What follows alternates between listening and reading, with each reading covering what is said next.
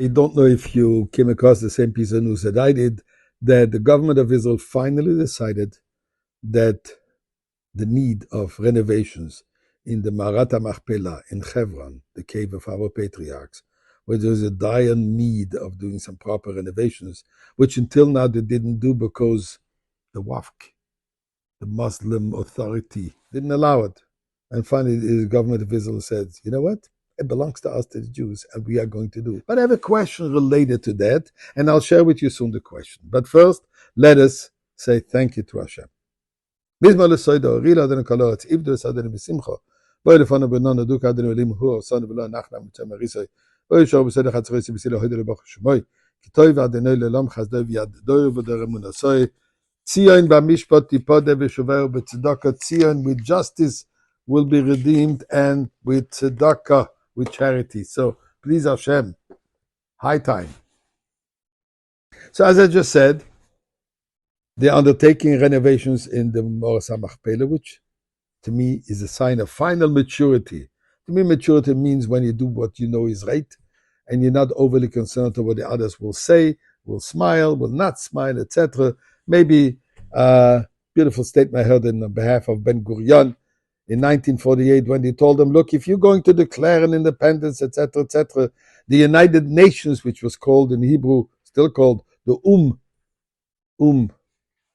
whatever that stands for, it means the United Nations in Hebrew, and he said, but they won't be happy, they won't accept what you're doing.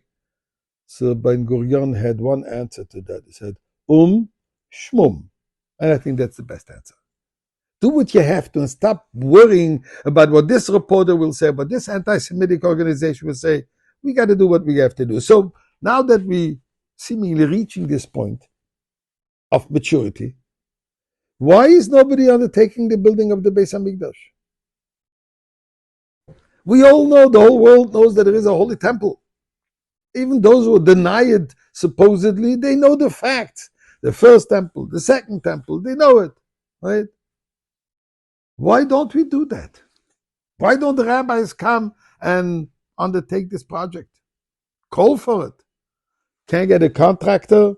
I'm sure we can find many contractors, Jewish, and probably many non-Jewish contractors who would be more than happy to have this opportunity. Why not? So, probably the reason is because who says we're supposed to build it now? So let us look at the halachic opinions on that. First of all, there's a commandment in the Torah that says, build for me a sanctuary so that I will dwell in it. It's one of the commandments.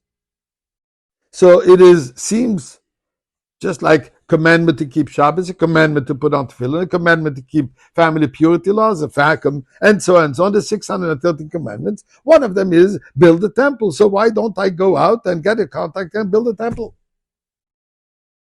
The answer lies in the fact on whose mitzvah is it. Is it a personal obligation or is it a communal obligation? So the Sefer HaChinuch, important great authority, says the following. In the 95th mitzvah, he says, this mitzvah is only applicable when the majority of the Jewish people live in Israel, in Eretz Israel.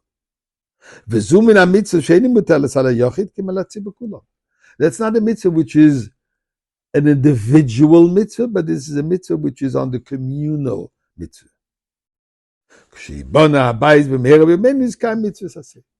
When the Beis HaMikdash will be rebuilt speedily nowadays, we will all have fulfilled this mitzvah by the communal undertaking. When we look in the Rambam, who is obviously the final authority on all these matters, so the Rambam says first the following. In chapter 1 of Laws of Kings, he says that there are three mitzvahs, three commandments that the Jewish people were commanded when they entered the land of Israel.